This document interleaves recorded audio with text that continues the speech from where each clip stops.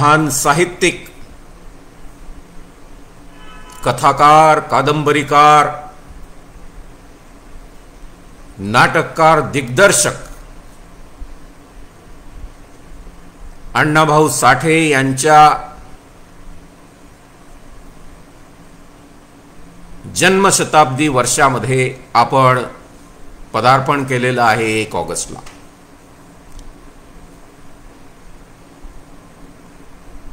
दीड दिवसाची फक्त शाळा शिकलेला माणूस,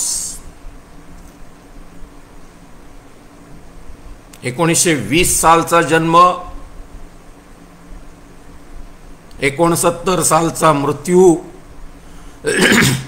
उण्यापुऱ्या 49 वर्षाच्या आयुष्यामध्ये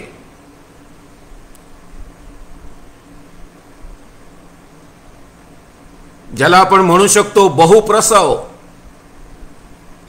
साहित्यिकाच्या संदर्भामध्ये हा शब्द खास करून वापरला जातो. याचा अर्थ असा आहे की ज्याने विपुल प्रमाणात साहित्य निर्मिती केली. वैशिष्ट्य एकाच प्रकारचं साहित्य नाही, अनेकविध प्रकारचं साहित्य. म्हणजे जेव्हा आपण त्यांच्या कार्यकर्तृत्वाचा, साहित्यिक कार्यकर्तृत्वाचा जेव्हा आपण आढावा घेतो तेव्हा आपल्याला आश्चर्य वाटतं की एक व्यक्ती इतक्या मोठ्या प्रमाणामध्ये विविध प्रकारचं साहित्य कसं लिहू शकतं. म्हणजे प्रतिभेच्या कोणत्या पातळीवरचा हा माणूस असेल. बरं, आर्म चेअर इंटेलेक्च्युअल नाही, खुर्चीत बसलेले आहेत आणि लिखाणाचं काम सुरू केलेलं आहे असं नाही, तर प्रत्यक्ष चळवळीमध्ये वावरलेला माणूस, चळवळीमध्ये सक्रिय सहभाग असलेला माणूस. कामगार चळवळ, संयुक्त महाराष्ट्राची चळवळ, वंचितांच्या, शोषितांच्या न्यायासाठीची चळवळ आणि सुरुवातीचा काळ जो आहे त्यांच्या साहित्याच्या दृष्टीने मी पूर्वार्ध आणि उत्तरार्ध असे 2 भाग करतो. एकूण 37 कादंबऱ्या, 19 कथासंग्रह, 15 लोकनाट्य, 11 पोवाडे, 3 नाटके आणि 1 प्रवास वर्णन रशियाचं. अशा प्रकारचं हे बहुप्रसव, बहुआयामी, बहुपेढी व्यक्तिमत्व अण्णाभाऊ साठे यांचं होतं. आणि खरंच आम्हाला महाराष्ट्राला अण्णाभाऊ साठेंचा सार्थ अभिमान आहे. जो माणूस शिकला नाही शाळेमध्ये, ज्याने स्वतःला घडवलं स्वतःच्या पद्धतीने, स्वतःच्या स्त्रोतांमधून, आणि त्यानंतर स्वतःला अभिव्यक्त केलं. 27 भाषांमध्ये ज्यांचं साहित्य भाषांतरित झालेलं आहे असं हे महान व्यक्तिमत्व त्यांच्या 100व्या शताब्दी वर्षामध्ये आज आपण आहोत. आम्हाला या गोष्टीचा प्रचंड आनंद आहे. परंतु एका गोष्टीचं मात्र मनामध्ये आमच्या सल आहे, खदखद आहे, खेदाने नमूद करावं असं वाटतं की ज्या माणसाने इतकं विपुल साहित्य निर्मिती केली त्या माणसाला आजपर्यंत, ज्याला आपण डिलिट म्हणतो, डॉक्टर ऑफ लेटर्स, लिटरेचर, ज्याने खूप मोठ्या प्रमाणात साहित्य निर्मिती केलेली असते, त्या व्यक्तीला हा सन्मानाचा खिताब विश्वविद्यालयाकडून दिला जातो, युनिव्हर्सिटीकडून दिला जातो. मी राज्यपालांचा एडीसी होतो. माझं नाव डॉक्टर संजय यशवंत अपरांती. अपरांती अकॅडमी नावाची संस्था मी नाशिकमध्ये चालवतो. गोरगरीब तबक्यातल्या विद्यार्थ्यांना स्पर्धा परीक्षांसाठी तयार करतो. का बरं आतापर्यंत त्यांना डॉक्टर ऑफ लेटर्स दिलं गेलं नाही, डॉक्टर ऑफ लिटरेचर दिलं गेलं नाही? या 2 डिग्र्या ज्या अशा आहेत, DSc आणि डेलिट, ज्या कॉन्फर केल्या जातात, these degrees are not earned, they are conferred upon an individual who has shown substantial excellence in life. Lifetime achievement असू शकते. आमच्या अण्णा भाऊंना आजपर्यंत दिली गेली नाही. मग आम्हाला बोलायला जागा निर्माण होते. वंचित, शोषित समाजाचं प्रतिनिधित्व करणारे आमचे अण्णा भाऊ तुम्ही वंचितच ठेवणार का? त्यांचा सन्मान करणार की नाही, की आम्ही मागणी केल्यानंतरच करणार? आणि त्यापुढे जाऊन मी असं म्हणेन की 100 वर्ष वाट पाहावी लागली. अर्थात आपण असं म्हणूया की अण्णाभाऊंच्या मृत्यूनंतर जर आपण तो कार्यकाळ घेतला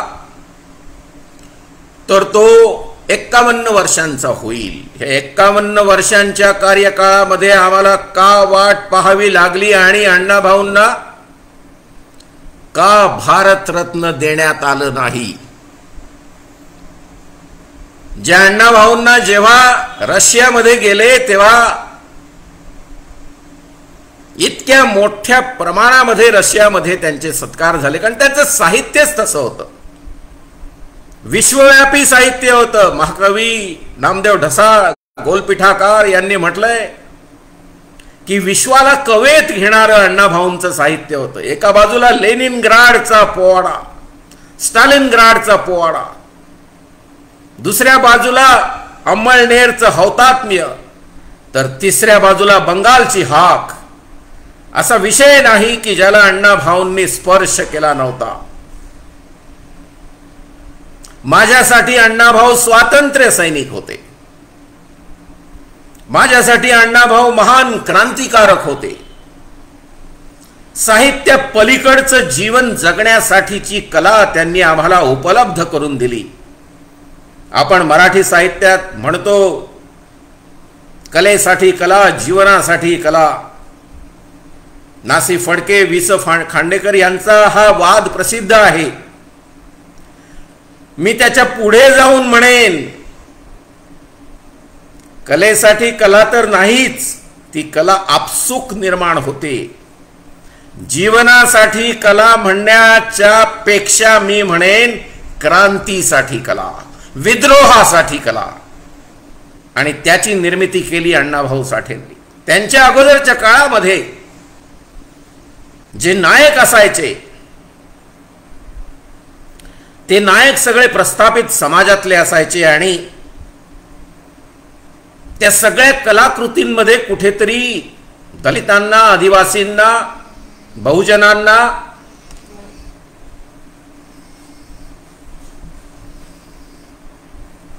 दुय्यम दर्जा दिला जायचा. काहीतरी ओबडधोबड, ओंगळवाणं, अश्रित, स्वतःचं मत नसलेलं असं व्यक्तिमत्व दाखवण्याचा प्रयत्न केला जायचा, अवमानित केलं जायचं. अण्णाभाऊंच्या कवितेमध्ये याचा उल्लेख आहे, म्हणून मी हे मुद्दामहून त्याचं वर्णन करतो. या सगळ्याला अण्णाभाऊंनी इतका सुंदर प्रकारे टर्न दिला की या शोषित, वंचित, सर्वहारा समाजातून त्यांनी नायक उभा केला. आणि त्यांचा नायक जी गाजलेली कादंबरी फकीरा, ज्याच्यावर चित्रपट आला, वारणेचा वाघ ज्याच्यावर चित्रपट आला, सत्तू भोसला, फकीरा मांग,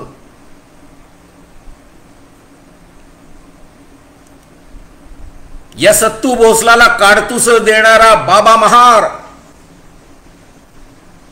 आणि मेरी नावाची इंग्रज अधिकाऱ्याची पोरगी कशासाठी काडतूस? इंग्रजांच्या विरुद्ध लढा करण्यासाठी, उभारण्यासाठी, सावकारीच्या विरुद्ध लढा उभारण्यासाठी, गोरगरिबांना अन्न देण्यासाठी, भरलेली गोदामं फोडून गोरगरिबांपर्यंत अन्न पोहोचवण्यासाठीचा लढा. फकीरा वाचताना तर आपल्यामध्ये फकीरा संचारतो. आपण ठरवतो की यानंतर आयुष्यात मी जर काही करेन त्यावेळेचे ते संदर्भ वगळून, नाही तर तुम्ही म्हणाल की तिथे जर दरोडा टाकला असेल तर तसाच दरोडा टाकेल. नाही, आपल्याला अन्वयार्थ घेणं गरजेचं आहे. जगण्यासाठीचा, वागण्यासाठीचा अत्यंत सक्षम प्रभावी स्रोत अण्णाभाऊंनी कादंबऱ्यांमधून, लोकनाट्यांमधून, तमाशा नाही, गणगवळण नाही, मातृभूमीच्या प्रेमाची लावणी अण्णाभाऊंनी लिहिली. त्याच्या पुढे जाऊन अण्णाभाऊंच्या कथांमध्ये आपल्याला विज्ञानवादी कथा दिसतात. आपल्याला सर्वहाराचं दुखणं मुक्त होण्यासाठीच्या कथा दिसतात.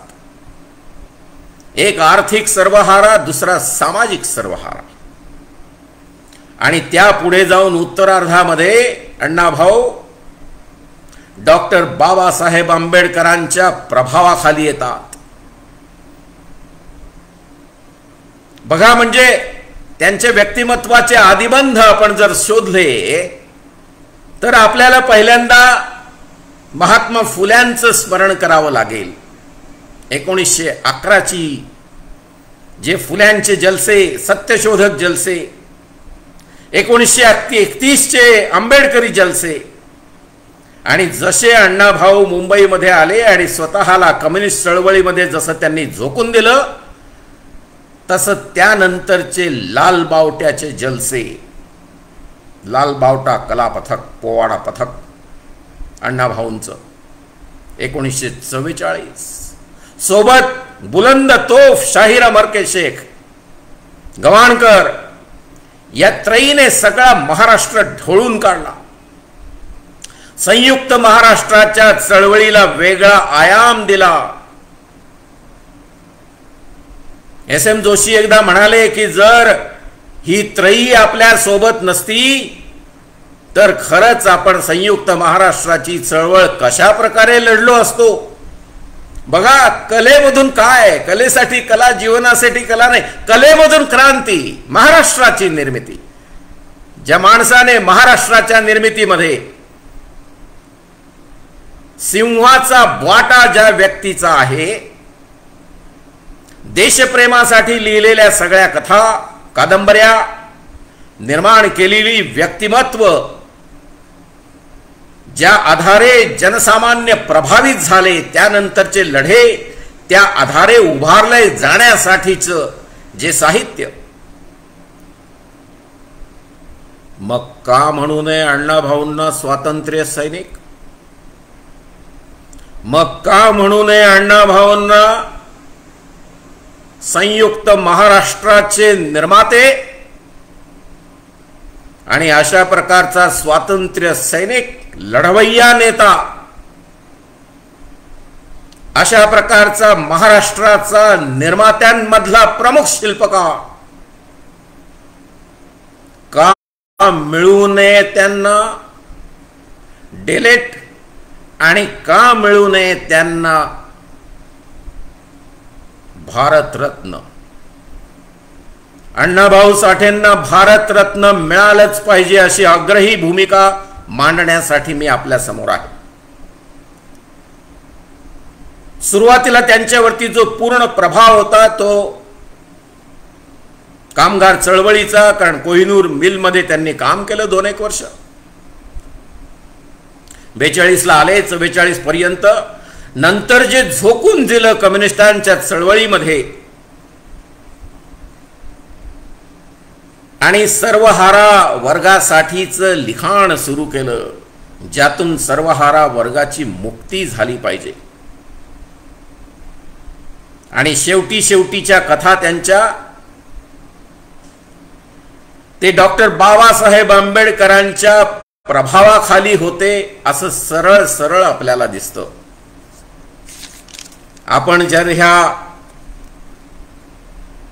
आंबेडकरी प्रभावाच्या कथा पाहिल्या तर विठू महार, साफळा, उपकाराची फेड, सोन्याचा मणी, देशभक्त घोटाळे या मुख्यत्वे करून आपल्याला कथांचा उल्लेख, कथा ज्या वैशिष्ट्यपूर्ण आहेत त्यांचा उल्लेख करावा लागेल. मरी आईचा गाडा, डोळे,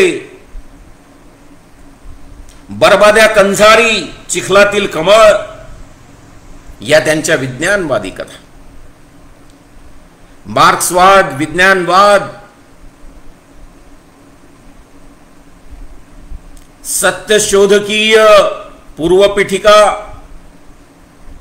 आंबेडकरवाद, जी त्यांची फकीरा कादंबरी आहे, ती फकीरा कादंबरी डॉक्टर बाबासाहेब आंबेडकरांच्या झुंजार लेखणीस त्यांनी अर्पित केलेली आहे. बघा कसं कनेक्शन. हे अण्णाभाऊ साठे बाबासाहेब आंबेडकरांविषयी लिहितात.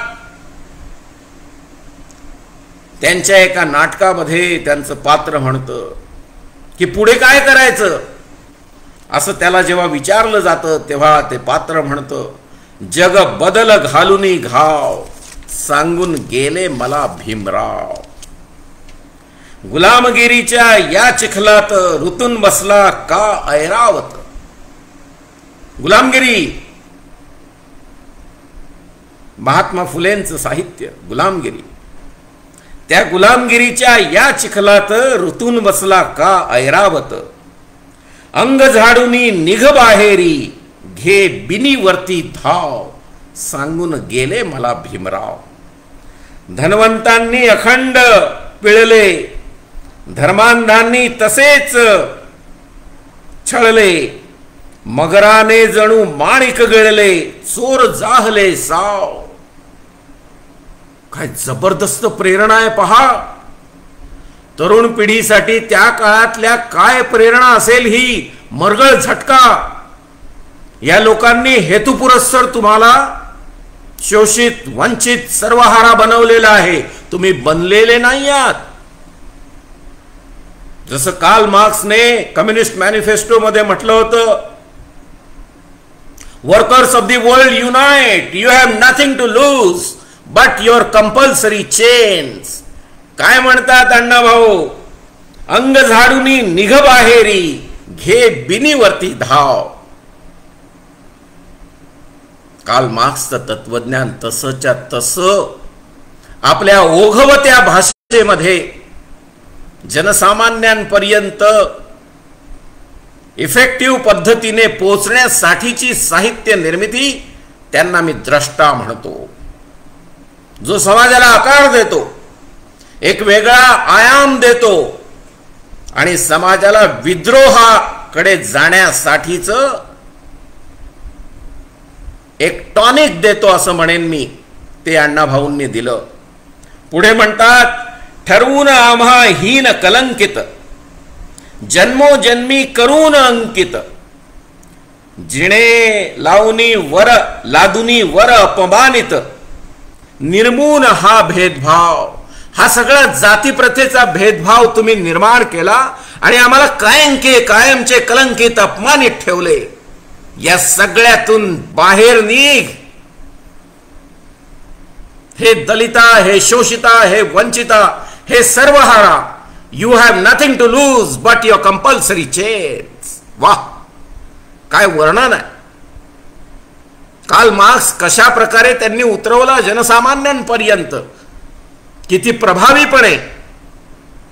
आणि हाच माणूस फकीरा आणि सत्तू भोसला आणि मळू महार, मळू मांग यांच्या द्वारे स्वातंत्र्याच्या चळवळीमध्ये जीवाच्या आकांताने निळू मांग सत्तू भोसला निळू मांग फकीरा जीवाच्या आकांताने, मांग सत्तू भोसला मराठा.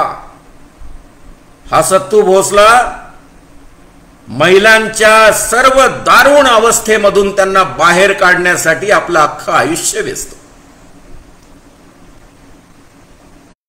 सई महारीण असते, चौगुल्या तिला मारत असतो. चौगुल्या असतो मराठा, सत्तू भोसला मराठा. सई महारीण गरोदर असते. हा चौगुल्याला दम मारतोय, मारायचं नाही. चौगुल्या ऐकत नाही, मारत राहतो. शेवटी हा आपली कुऱ्हाड काढतो. चौगुल्याचा त्या ठिकाणी खून होतो.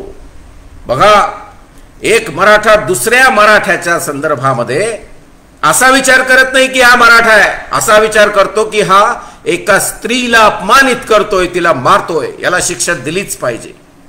जातीपातींच्या पलीकडे त्यांची उपकाराची फेड ही कथा तर इतकी सुंदर आहे की ज्यामध्ये शंकर चांभार असतो, मळू महार असतो, मनु परीट असतो आणि लखू मांग असतो.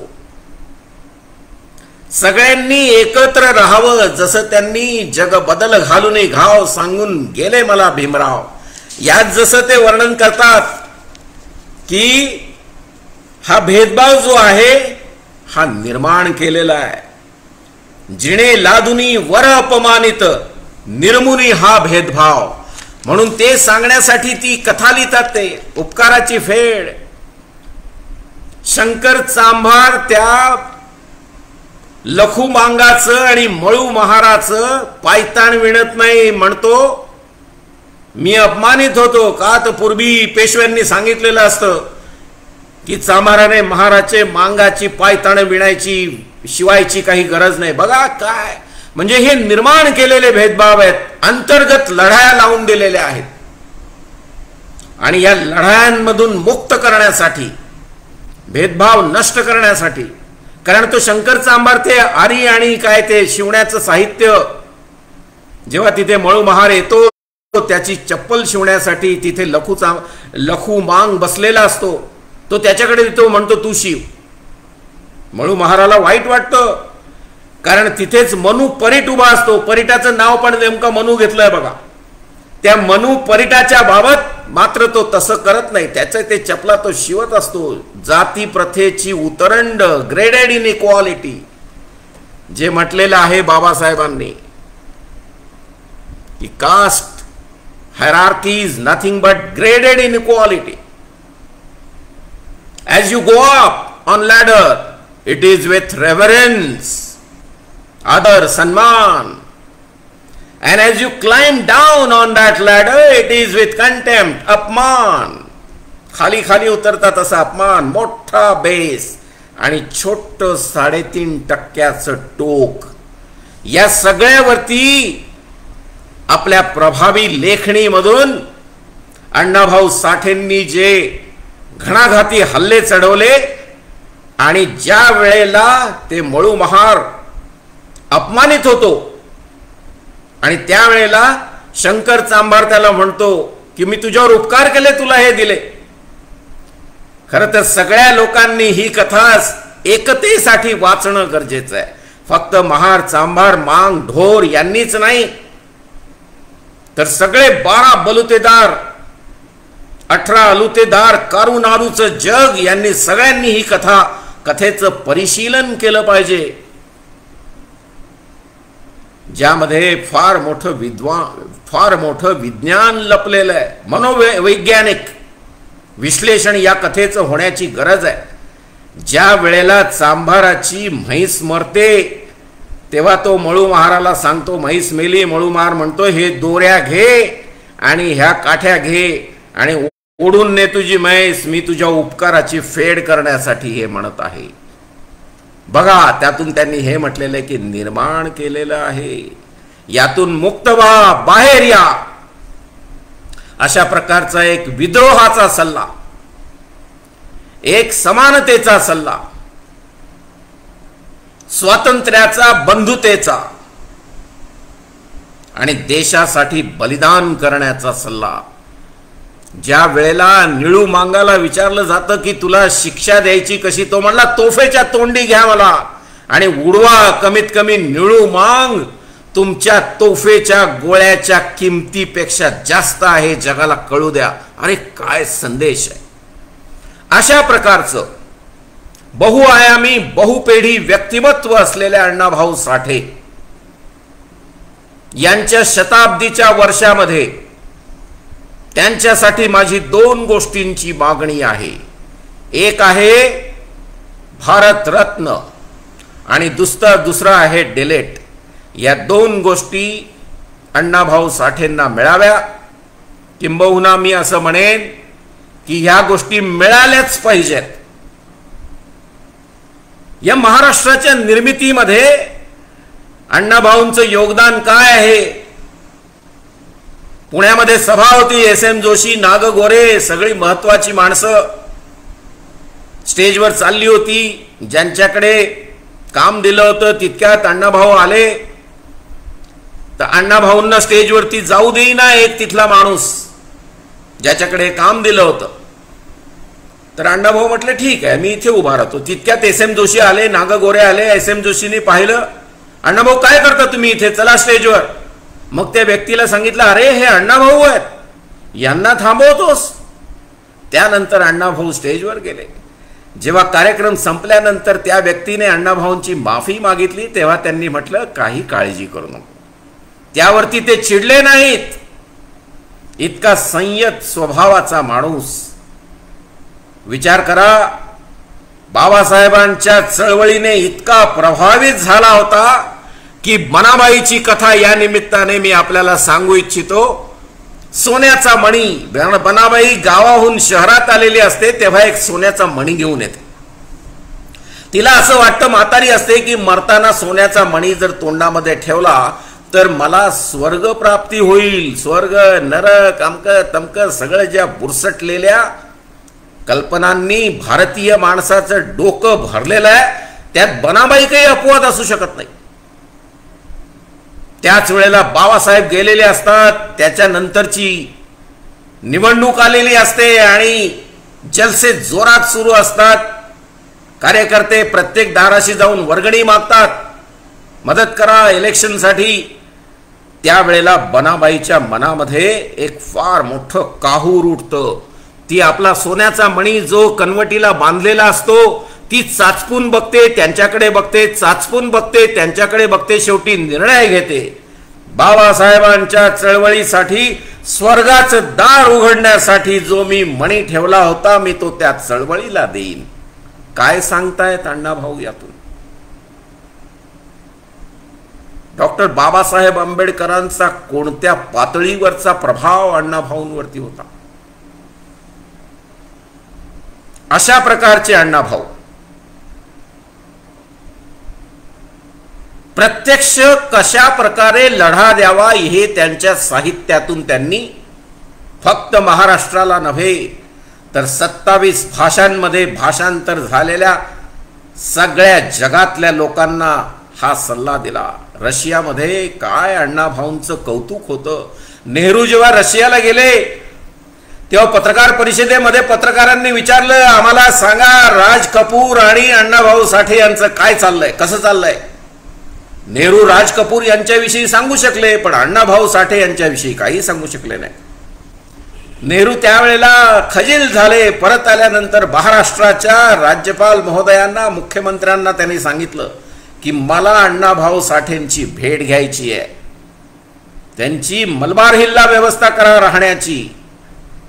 मुख्यमंत्र्यांनी अण्णाभाऊंना सांगितलं मलबार हिलला बंगला मिळेल तुम्हाला. अण्णाभाऊ म्हटले नो, नथिंग डुईंग.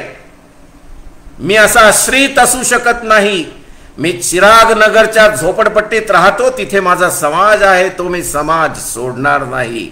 आजच्या घडीला कुणाच्याही वळचणीला बांधल्या जाणाऱ्या कार्यकर्ते नेत्यांनी यातून धडा शिकला पाहिजे.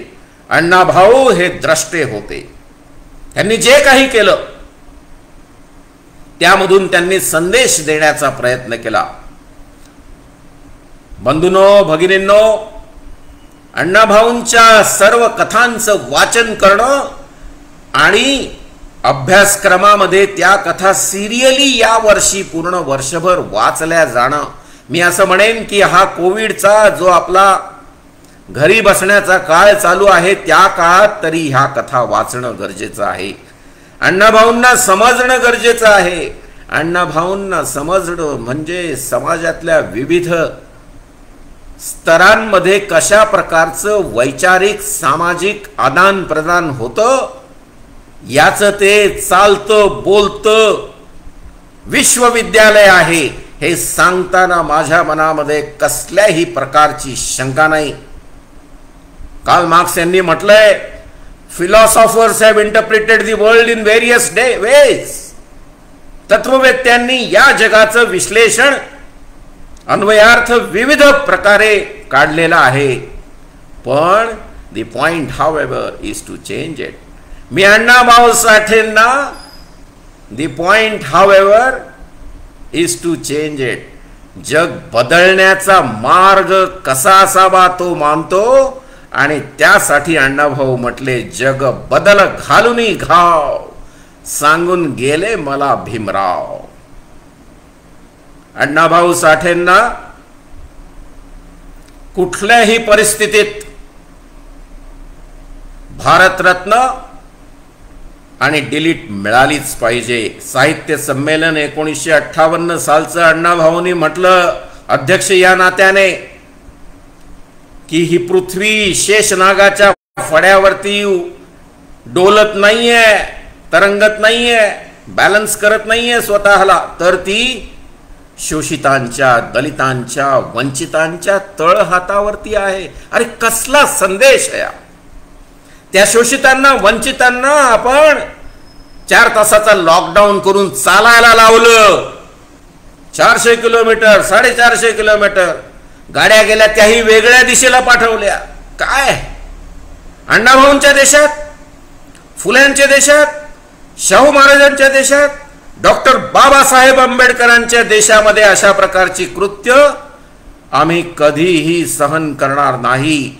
पण आमचे सगळे लढे संवैधानिक मार्गाने असतील, कारण आमचे नेते संवैधानिक मार्गाने पुढे जाण्यासाठीच आम्हाला त्यांनी मार्गदर्शन केलेलं आहे. पुन्हा एकदा अण्णाभाऊ साठेंना कुठल्याही परिस्थितीत याच वर्षी भारतरत्न मिळावं आणि त्याचबरोबर युनिव्हर्सिटीकडून त्यांना डिलीट प्रदान केली जावी अशी मी सूचना करतो. आणि आपण सगळ्यांनी मला शांत चित्ताने ऐकलत. मॅक्स महाराष्ट्राचे विलास आठवले यांनी मला आपल्याशी हितगुज करण्याची संधी दिली, त्यांचे आभार मानतो. माझं भाषण संपवतो. जय भीम, जय भारत, जय अण्णाभाऊ.